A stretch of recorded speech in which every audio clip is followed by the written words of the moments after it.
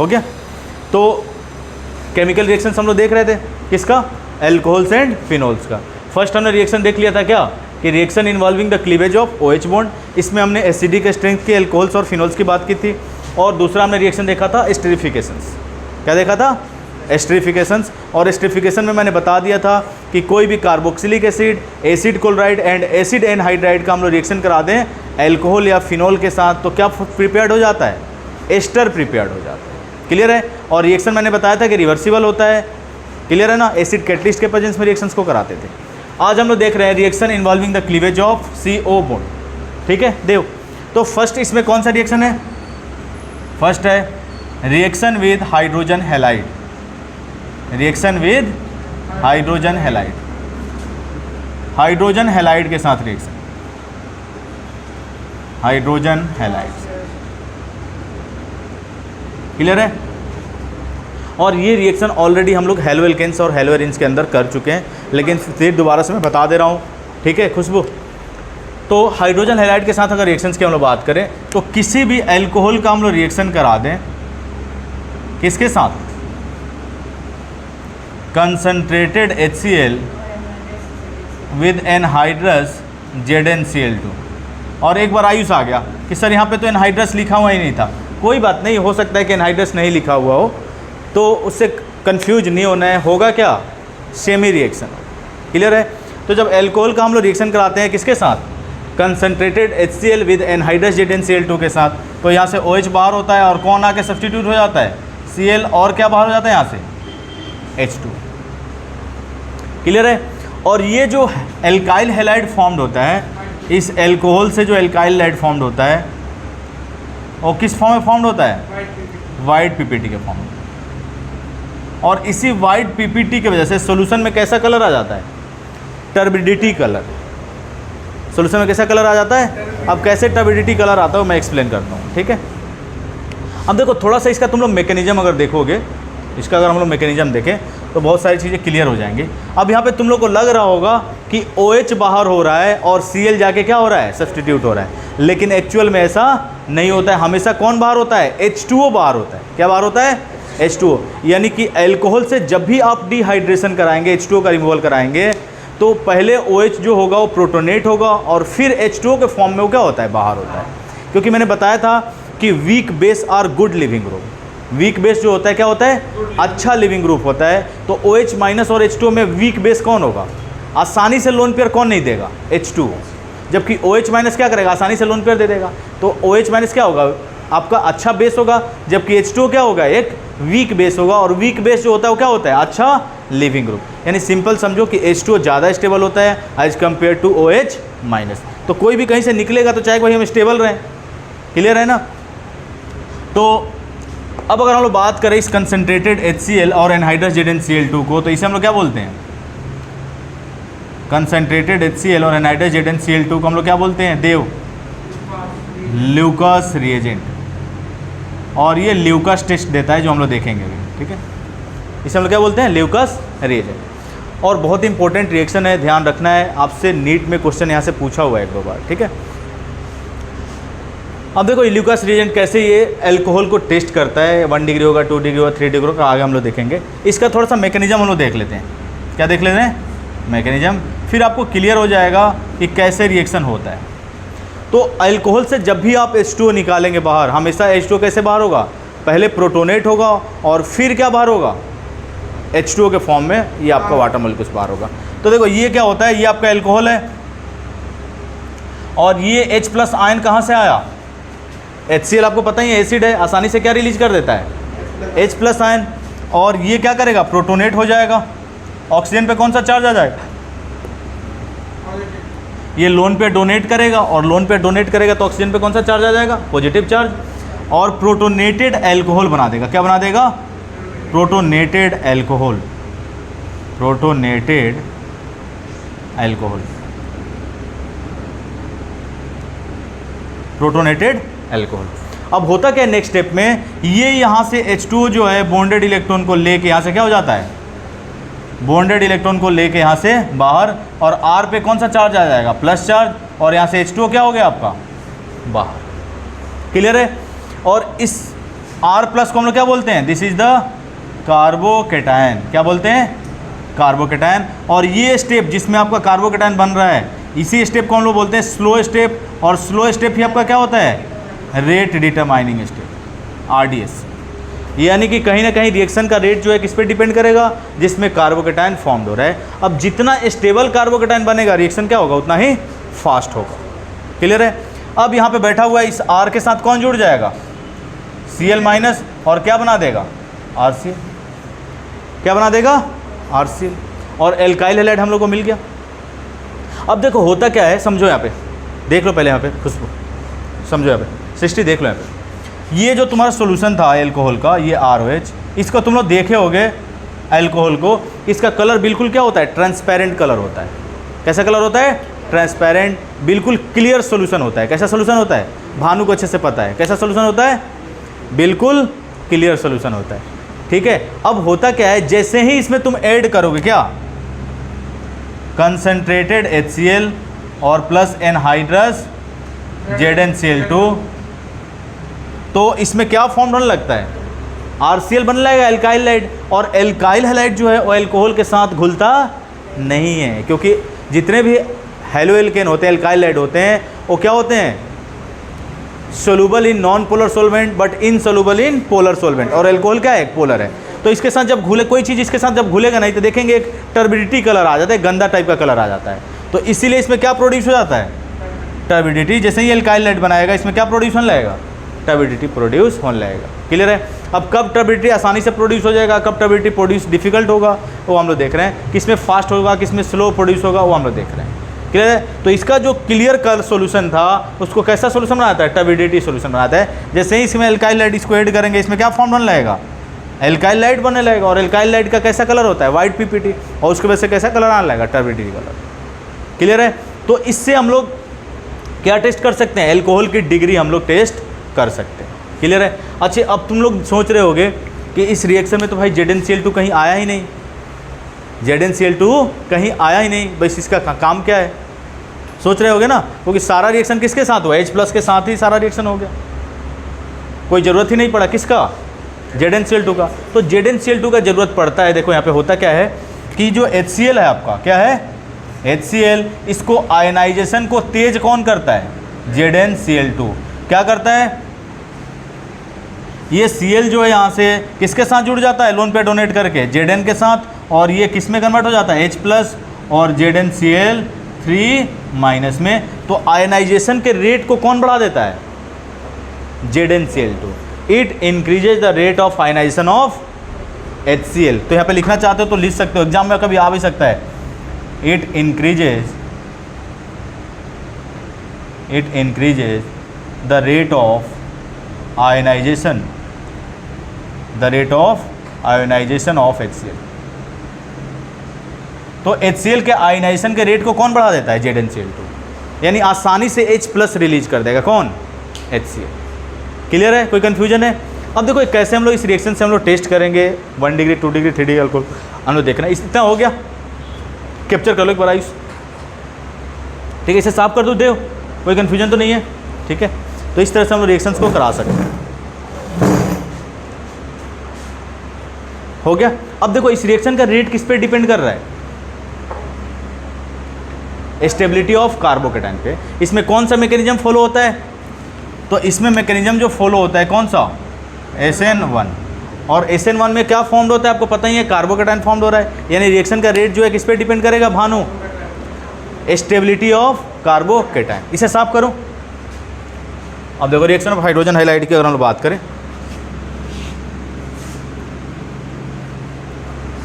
तो Lucas test हम लोग देख लेते हैं कि ल्यूकस टेस्ट होता क्या है, समझोगे। तो अगर हम लोग इस रिएक्शन के रेट की बात करें तो रेट ऑफ रिएक्शन की अगर हम लोग बात करें तो रेट ऑफ रिएक्शन क्या हो जाएगा, directly proportional to stability of carbocation. यानी जितना कार्बोकेटाइन स्टेबल होगा रिएक्शन क्या होगा उतना ही फास्ट। अच्छा, जितना स्टेबल कार्बोकेटाइन होगा उतना ही जल्दी कौन फॉर्म्ड होगा, एल्काइल हैलाइड। और जितना जल्दी एल्काइल हैलाइड फॉर्म्ड होगा उतना ही जल्दी क्या प्रोड्यूस होगा, टर्बिडिटी। उतना ही जल्दी क्या प्रोड्यूस होगा, टर्बिडिटी। तो ल्यूकास टेस्ट होता क्या है, देखो यहाँ पे अगर हम लोग ल्यूकास टेस्ट की बात करें तो ल्यूकास टेस्ट से हम लोग क्या टेस्ट कर सकते हैं, एल्कोहल्स की डिग्री बता सकते हैं। तो यहाँ पे हम लोग ले लें एल्कोहल, क्लियर है, और यहाँ पे हम लोग देख रहे हैं कि टर्बिडिटी जो है कितना जल्दी प्रोड्यूस होगा। तो अगर आपका 3 डिग्री एल्कोहल है, 3 डिग्री या resonance stabilise carbocation, resonance stabilise carbocation, जैसे मान लो कि तुम बेंजाइलिक एल्कोहल, बेंजाइलिक एल्कोहल हो गया, क्या हो गया, बेंजाइलिक एल्कोहल। बेंजाइलिक एल्कोहल भी ल्यूकास टेस्ट देगा, क्यों, क्योंकि यहाँ पे कार्बोकेटाइन जो है क्या है, काफ़ी स्टेबल है, रेजोनेंस स्टेबलाइज है। तो रेजोनेंस स्टेबलाइज अगर कार्बोकेटाइन होगा या 3 डिग्री कार्बोकेटाइन होगा तो उस केस में टर्बिडिटी क्या होगा, इमीडिएटली प्रोड्यूस होगा। क्या होगा, इमीडिएटली प्रोड्यूस, किसमें, अगर 3 डिग्री या रेजोनेंस स्टेबलाइज कार्बोकेटाइन होगा तो। और अगर 2 डिग्री होगा तो 2 डिग्री कार्बोकेटाइन होगा तो बताओ 2 to 5 मिनट, 2 to 5 मिनट। और 1 डिग्री में टर्बिडिटी प्रोड्यूस नहीं होता, होगा तो आफ्टर लॉन्ग टाइम। क्लियर है ना। तो ये आपका है क्या, ल्यूकास टेस्ट, जिससे हम लोग एल्कोहल की डिग्री बता सकते हैं कि एल्कोहल जो है 3 डिग्री है, 2 डिग्री है या 1 डिग्री है। ऐसा क्यों हो रहा है, क्योंकि 3 डिग्री जो है आपका एल्कोहल स्टेबल, 3 डिग्री या रेजोनेंस स्टेबलाइज जो एल्कोहल है क्या करेगा, स्टेबल कार्बोकेटाइन फॉर्म करेगा, इसलिए रिएक्शन क्या होगा, उतना ही फास्ट। और जितना फास्ट आपका एल्काइल हाइड बनेगा टर्बिडिटी उतना ही क्या होगा, जल्दी प्रोड्यूस होगा। क्लियर है, कोई कन्फ्यूजन है, नोट कर लो। हो गया सबका, क्लियर है खुशबू, एक बार कैप्चर कर लो, आयुष कैप्चर कर लो एक बार, ठीक है। तो इससे हम लोग, इस रिएक्शन से हम लोग क्या टेस्ट कर सकते हैं, ल्यूकास रिएजेंट से एल्कोहल्स की डिग्री बता सकते हैं कि एल्कोहल 1 डिग्री होगा, 2 डिग्री होगा, 3 डिग्री होगा। अगर 3 डिग्री रेजोनेंस स्टेबलाइज कार्बोकेटाइन तो उसमें एल्काइल हाइड तुरंत फॉर्म होगा, यानी टर्बिडिटी जल्दी प्रोड्यूस होगा। और अगर 2 डिग्री है तो उसमें 2 to 5 मिनट या कहीं कहीं 5 to 10 मिनट भी लिखा होता है, ठीक है। तो टाइम का ज़्यादा ये नहीं है। अब दूसरा रिएक्शन हम लोग देख रहे हैं, reaction involving the cleavage of OH bond में, OH नहीं CO बॉन्ड में। तो दूसरा रिएक्शन है reaction with phosphorus trihalide, reaction with phosphorus trihalide. क्या होगा देव, फॉस्फोरस ट्राईहेलाइड। तो फॉस्फोरस ट्राईहेलाइड के साथ रिएक्शन, तो देखोगे यहाँ पे, तो मैंने बताया था कि 3 मोल अगर एल्कोहल का हम लोग रिएक्शन करा दें किसके साथ, फॉस्फोरस ट्राईक्लोराइड PCl3 के साथ, तो होता क्या है, हैलोजन किससे एक्सचेंज हो जाता है, OH से, और 3 मोल एल्काइल क्लोराइड फॉर्म कर लेता है, और साथ ही साथ हम लोग क्या मिल जाता है, H3PO3। मैंने रिएक्शंस को याद रखने के लिए एक प्रोसेस बताया था, आप लोग को याद होगा। फॉस्फोरस ट्राईक्लोराइड की अगर हम बात करें तो कुछ ट्राइगोनल प्लेनर ज्योमेट्री होती है कुछ इस तरह से, और ये आपका 3 मोल एल्कोहल है, क्या है, 3 मोल एल्कोहल, 3 मोल एल्कोहल। अब OH किससे एक्सचेंज हो जाता है, हाइड्रोक्सिल ग्रुप Cl से, हाइड्रोक्सिल ग्रुप किससे एक्सचेंज हो जाता है, Cl से, और OH के जगह कौन आ जाएगा, Cl, और Cl के जगह कौन आ जाएगा, OH। तो बताओ R के जगह क्या आ जाएगा, Cl आ जाएगा ना, और 3 Cl और प्लस P के साथ क्या जुड़ जाएगा, OH3, या इसको हम लोग और क्या लिख सकते हैं, H3PO। क्लियर है ना। तो एल्कोहल का रिएक्शन करा के किसके साथ, फॉस्फोरस ट्राईहेलाइड के साथ हम लोग क्या फॉर्म कर सकते हैं, एल्काइल क्लोराइड फॉर्म। क्लियर है ना। और ये रिएक्शन हम लोग ऑलरेडी कर चुके हैं, किसके किसके अंदर, हेलो एल्केन्स और हेलोरेंस के अंदर, ठीक है आयुष। नेक्स्ट रिएक्शन, तीसरा, reaction with phosphorus pentachloride, reaction with phosphorus penta PCl5 के साथ। और याद रखोगे यहाँ पे तुम लोग PBr3 और PI3 नहीं लेंगे हम लोग, PBr3 और PI3 हम लोग नहीं लेंगे, सॉरी PBr5 और PI5 हम लोग नहीं लेंगे। क्लियर है, क्योंकि ये दोनों ही कंपाउंड क्या होते हैं, काफ़ी अनस्टेबल होते हैं, तो इसीलिए हम लोग यहाँ से क्या लेंगे, सिर्फ PCl5 लेंगे। क्लियर है। अब होता क्या है, देखो यहाँ पे PCl5 की बात करें, बोलो। I3 नहीं ले सकते हैं, हाँ PBr3 ले सकते हैं। I अगर लेंगे तो रेड फॉस्फोरस के साथ आयोडीन हम लोग लेते हैं। किसके साथ, रेड फॉस्फोरस के साथ, क्योंकि वो काफ़ी अनस्टेबल रहता है, तुरंत बना के तुरंत क्या कराना होता है, रिएक्शन। PI3 को आप रखेंगे तो ज़्यादा देर तक रुकेगा नहीं। जैसे अब खाना ही बना रहे हो, अब सब्जी बना ली भाई, रात में उसको खा के क्या करना पड़ेगा, अब तुम्हारे पास फ्रिज नहीं है तो रात में बना लिए तो भाई सुबह तक क्या हो जाएगा, गर्मी के मौसम में ख़राब हो जाए, तुरंत खाना है। अचार डाल दिए मान लो घर में, तो उसको ज़रूरी थोड़ा ना कि आज ही खा के ख़त्म करना है, आराम से 1 साल 2 साल यूज करो, क्योंकि वो ख़राब होने वाला नहीं है। तो PI3 अब जैसे ही बनाएंगे ना, वो काफ़ी अनस्टेबल होता है, तुरंत अगर रिएक्शन नहीं कराएंगे तो ज़्यादा देर तक रुकेगा नहीं। क्लियर है ना, ये हो गया। अब देखो PCl3 के साथ अगर हम लोग रिएक्शन करा दें, किसके साथ, अल्कोहल के साथ, PCl5 के साथ, तो जब भी हम लोग फॉस्फोरस पेंटाक्लोराइड के साथ रिएक्शन कराते हैं तो क्या मिल जाता है, एल्काइल क्लोराइड, और साथ ही साथ क्या मिलता है, POCl3, और प्लस क्या मिल जाता है, HCl। अब देखो इस रिएक्शन को याद कैसे रखोगे तुम लोग, समझोगे। यहाँ पे पहले लिख लेना, पहले समझ लो। ये आपका एल्कोहल है, ये आपका क्या है, एल्कोहल, और ये आपका फॉस्फोरस पेंटाक्लोराइड है, ये आपका है फॉस्फोरस पेंटाक्लोराइड। ये क्या है, फॉस्फोरस पेंटाक्लोराइड। क्लियर है। अब देखो एक R के साथ कौन बाहर हो जाता है, Cl, एक H के साथ कौन बाहर हो जाता है, Cl, और ये जो ऑक्सीजन है ये किसके सर पे आके बैठ जाता है, P के सर पे।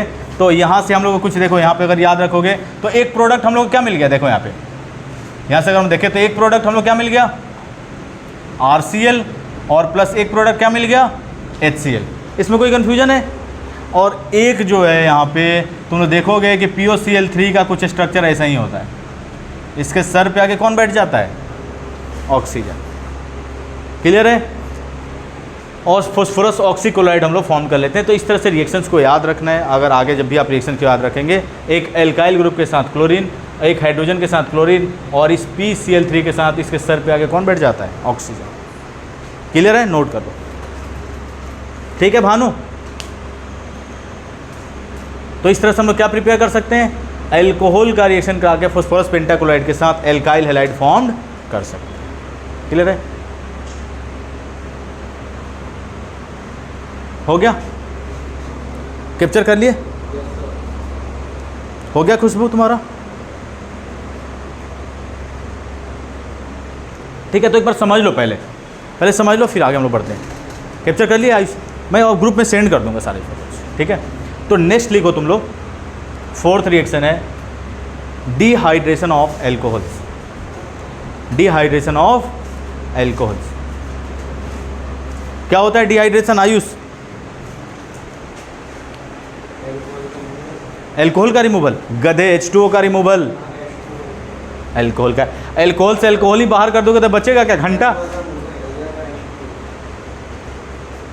हो गया। तो हम लोग देख रहे हैं क्या, डिहाइड्रेशन ऑफ एल्कोहल, यानी एल्कोहल से हम लोग क्या बाहर कर रहे हैं, H2O का रिमूवल हम लोग करा रहे हैं। क्लियर है, एल्कोहल से हम लोग H2O का रिमूवल करा रहे हैं। 4th रिएक्शन है, और इंपॉर्टेंट कर लोगे इस रिएक्शंस को, यहाँ से क्वेश्चंस आते हैं, तो जो इंपॉर्टेंट रिएक्शंस है इसको ध्यान रखना है। ठीक है,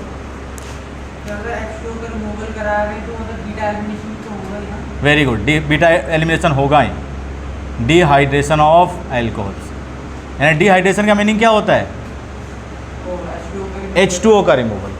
किसका रिमूवल, H2O। क्लियर है। अब देखो होता क्या है, कोई भी आपका एल्कोहल है,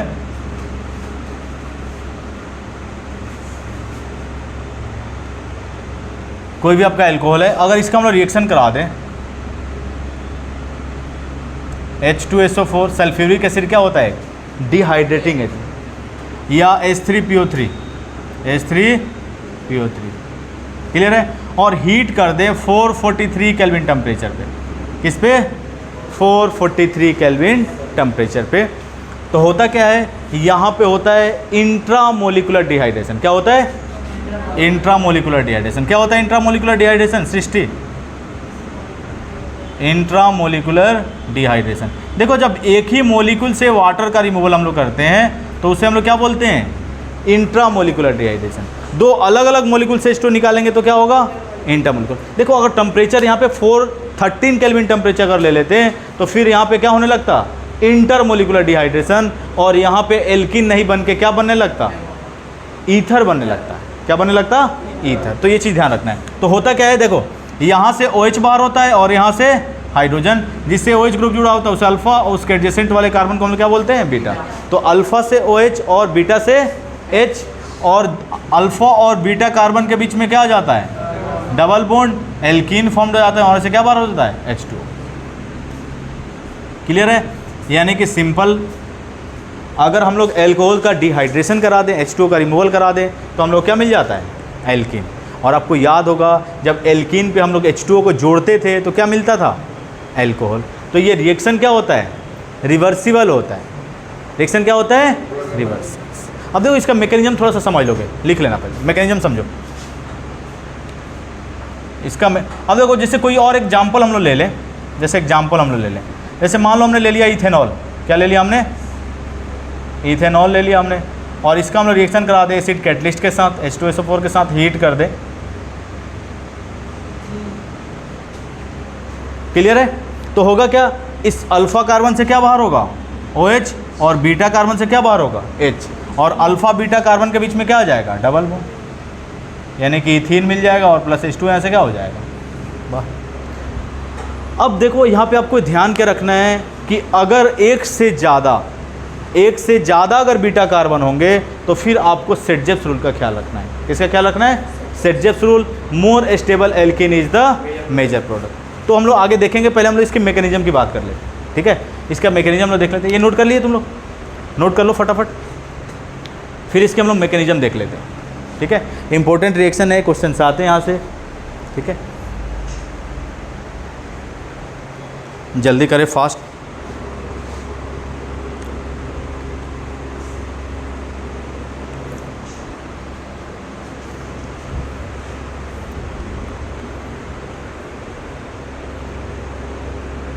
तो जब भी आप अल्कोहल का इंट्रामोलिकुलर डिहाइड्रेशन कराएंगे तो हम लोग क्या मिल जाता है, एल्कीन। अगर इंटरमोलिकुलर डिहाइड्रेशन कराएंगे तो क्या मिल जाता है, ईथर मिल जाता है। इंपॉर्टेंट चीज़ है, ध्यान रखना है। इसका थोड़ा सा मैकेनिज्म देख लेते हैं, क्योंकि एनसीईआरटी में मैकेनिज्म है तो इंपॉर्टेंट है, ठीक है। देव हो गया यूज़, ठीक है। कैप्चर कर लिया करो, कैप्चर करके ग्रुप में शेयर कर देना।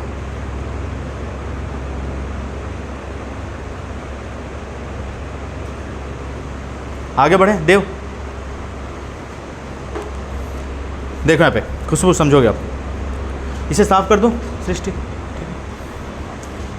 अब देखो, अब इसका अगर हम लोग मैकेनिज्म की बात करें, डिहाइड्रेशन ऑफ एल्कोहल्स की मैकेनिज्म की बात करें, तो मैकेनिज्म तो लोग साथ में लिखते हैं। चलो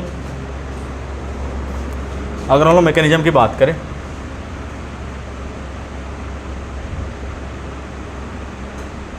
क्लियर है। तो 3 स्टेप में रिएक्शन आपका होता है। स्टेप फर्स्ट में क्या होता है, प्रोटोनेशन ऑफ एल्कोहल। क्या होता है, प्रोटोनेशन ऑफ एल्कोहल्स। मैंने बताया था ना आपको अभी थोड़ी देर पहले, एल्कोहल्स का प्रोटोनेशन मैंने बताया था थोड़ी देर पहले कि कभी भी OH बाहर नहीं होता है, हमेशा क्या बाहर होता है, H2, यानी हमेशा एल्कोहल प्रोटोनेट होगा पहले। तो अगर हम लोग लिए थे क्या, इथेनॉल लिया था ना, इथेनॉल हम लोग ले लेते हैं। अब इथेनॉल क्या करेगा बताओ, इसके पास ऑक्सीजन के पास लोन पेयर अवेलेबल है, ये H+ किससे मिला हम लोग को, H2SO4 से। ये लोन पेयर डोनेट करेगा और क्या हो जाएगा, यहाँ से प्रोटोनेट हो जाएगा और प्रोटोनेटेड एल्कोहल बना लेगा। क्या बना लेगा, प्रोटोनेटेड एल्कोहल। क्लियर है। स्टेप 2 में भानु देख लेना है पे, स्टेप 2 में मैंने पूछा आयुष तुमसे, पूछा था कुछ,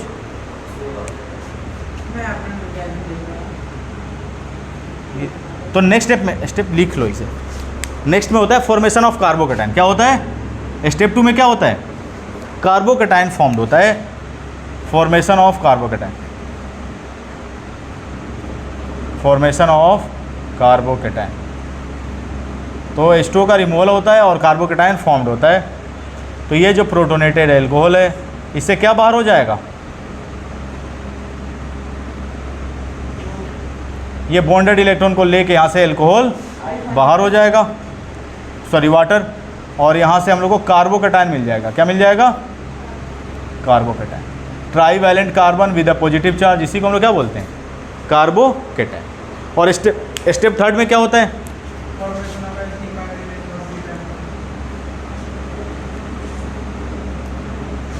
deprotonation to form alkene, deprotonation to form alkene. Deprotonation होकर क्या फॉर्म्ड होता है, एल्कीन फॉर्म्ड होता है। अब देखो होगा क्या, यहाँ से ये जो कार्बोकेटायन है आपका, ये जो कार्बोकेटायन फॉर्म्ड हुआ, अब यहाँ से क्या होगा, ये बॉन्डेड इलेक्ट्रॉन को छोड़ के हाइड्रोजन यहाँ से क्या हो जाएगा, बाहर। इस कार्बन पे कौन सा चार्ज आएगा, निगेटिव, और पॉजिटिव निगेटिव मिलके क्या कर देगा, बॉन्ड फॉर्म कर देगा। और प्लस ये डीप्रोटोनेशन H+ के फॉर्म में ऐसे क्या हो गया, बाहर। और कैटलिस्ट का काम क्या होता है कि रिएक्शन को कराना और एज इट इज फॉर्म में क्या हो जाना, बाहर। क्लियर है, कोई कन्फ्यूजन है, ठीक है। तो इस तरह से मैकेनिज्म है। और ये स्टेप जो होता है जिसमें कार्बोकेटायन बनते हैं, वो स्टेप क्या होता है, स्लो। और स्लो स्टेप क्या होता है, रेट डिटरमाइनिंग स्टेप। यानी इस रिएक्शन का जो रेट है, रेट ऑफ रिएक्शन जो है वो किस पे डिपेंड करेगा, directly proportional to stability of carbocation, stability of carbocation. और देखो कार्बोकेटायन बन रहा है तो यहाँ पे रीअरेंजमेंट अगर होगा तो कराना है,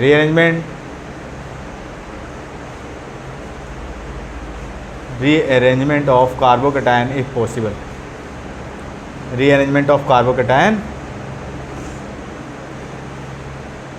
इफ पॉसिबल। अगर कार्बोकेटायन का रीअरेंजमेंट पॉसिबल है तो कराना है। क्लियर है। और डिहाइड्रेशन कराने में अगर एक से ज़्यादा अगर एक से ज़्यादा क्या है, एक से ज़्यादा अगर बीटा कार्बन है तो आपको कौन सा रूल ध्यान रखना है, सेट-जेप्स रूल। और सेट-जेप्स रूल क्या होता है, more stable alkene is the major product. क्या होता है स्टेबिलिटी ऑफ एल्कीन, सृष्टि, जो भी आ रहा है बताओ। तो स्टेबिलिटी जो होता है एल्कीन की, अगर हम लोग स्टेबिलिटी की बात करें तो स्टेबिलिटी ऑफ एल्कीन क्या होता है, देखो directly proportional to number of alpha hydrogen atom. Alpha hydrogen atom जितने ज़्यादा होंगे एल्कीन की स्टेबिलिटी क्या होगी, उतनी ही ज़्यादा होगी। क्लियर है, ये चीज़ ध्यान रखना है आपको। और अल्फा कार्बन हम लोग कैसे कंसीडर करते हैं, डबल बॉन्डेड कार्बन से जो कार्बन जुड़ा हुआ है उसे हम लोग क्या बोलते हैं, अल्फा कार्बन। क्लियर है, जो कार्बन जुड़ा अल्फा कार्बन, और अल्फा कार्बन पे जितने हाइड्रोजन होंगे वो क्या होंगे, अल्फा हाइड्रोजन। क्लियर है। तो एक इस पर क्वेश्चंस करते हैं हम लोग, पहले समझोगे, ठीक है। एक क्वेश्चन हम लोग देखते हैं, इसे साफ कर दूं, हो गया सृष्टि। तो एक क्वेश्चन इस पर हम लोग देखते हैं, देखो यहाँ पे, और पहले भी तुम लोग ऑलरेडी कर चुके हो। और जब भी नीट में क्वेश्चन आता है तो इसी टाइप से क्वेश्चंस आते हैं यहाँ पे, तुम लोग को ध्यान रखना है।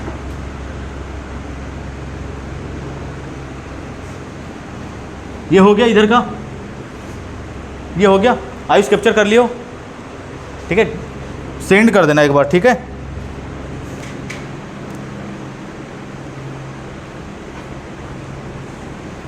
सेंड कर देना मुझे, मैं ग्रुप में सेंड कर दूँगा, ठीक है। अब इसका तुम लोग को कराना है डिहाइड्रेशन। एक क्वेश्चन दे रहा हूँ, इस एल्कोहल का तुम लोग को कराना है डिहाइड्रेशन।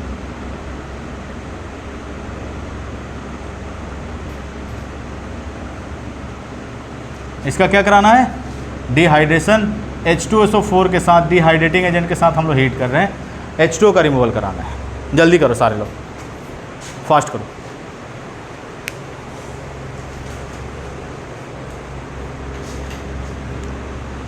तो देखोगे यहाँ पे समझ लो थोड़ा सा, ये आपका कौन सा कार्बन है, अल्फा, और ये कार्बन कौन सा है, बीटा, और ये भी बीटा। यानी हाइड्रोजन यहाँ से भी वार कर सकते हैं और यहाँ से भी। अब देखो दोनों जगह से हाइड्रोजन बाहर करके हम लोग देखते हैं। अगर यहाँ से हाइड्रोजन बाहर करें तो कुछ ये प्रोडक्ट मिलेगा, देव CH2 double bond CH, CH2 और CH3, और प्लस अगर यहाँ से हाइड्रोजन हम लोग बाहर करते हैं तो ये प्रोडक्ट मिलेगा CH3 CH। अब यहाँ से OH बाहर हो जाएगा तो क्या बचेगा CH, और यहाँ से हाइड्रोजन बाहर करेंगे तो डबल बॉन्ड CH और CH3। देखो जिस कार्बन से हाइड्रोजन और जिस कार्बन से OH बाहर करते हैं उन दोनों के बीच में क्या आ जाता है, डबल। अब देखो डबल बॉन्डेड कार्बन से जो कार्बन जुड़ा हुआ, this is the alpha and this is the alpha. Double bonded carbon से जो कार्बन जुड़ा अल्फा। बताओ यहाँ पे फर्स्ट वाले में अल्फा हाइड्रोजन कितने हैं, 2 अल्फा हाइड्रोजन है, जबकि दूसरे वाले में अल्फा हाइड्रोजन कितने हैं, 6 है ना, 3 और 3 6। तो स्टेबल कौन होगा, मेजर प्रोडक्ट कौन होगा, सेकंड वाला क्या होगा, मेजर, और फर्स्ट वाला क्या होगा, माइनर। और आपको एग्जाम में कौन से प्रोडक्ट बनाने होते हैं, मेजर। तो जब भी एक से, और ये कौन सा रूल से हुआ, सेट-जेव्स रूल। तो ये भी कई बार पूछ लेता है कि ये जो प्रोडक्ट फॉर्म्ड हो रहा है, मेजर प्रोडक्ट, किस रूल के अकॉर्डिंग फॉर्म्ड हो रहा है। क्या पूछ लेता है, ये जो मेजर प्रोडक्ट फॉर्म्ड हो रहा है किस रूल के अकॉर्डिंग फॉर्म्ड हो रहा है। तो सिंपल आपको ध्यान रखना है किस रूल के according, Saytzeff's rule. More stable alkene is the major product. Clear है। तो इस तरह से हम लोग रिएक्शंस करा सकते हैं। क्लोज कर दो। सेकंड वाला सही है ना।